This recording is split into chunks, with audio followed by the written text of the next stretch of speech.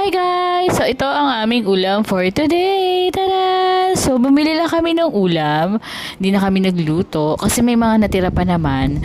So una, meron kaming, sarap niya, chicharong bulaklak. And then meron kaming sinigang na baboy.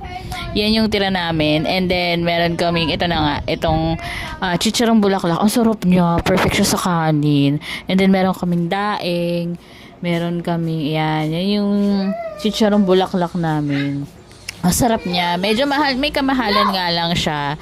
Pero masarap siya. Ayan. Eh, meron din kami calamares. Binili namin.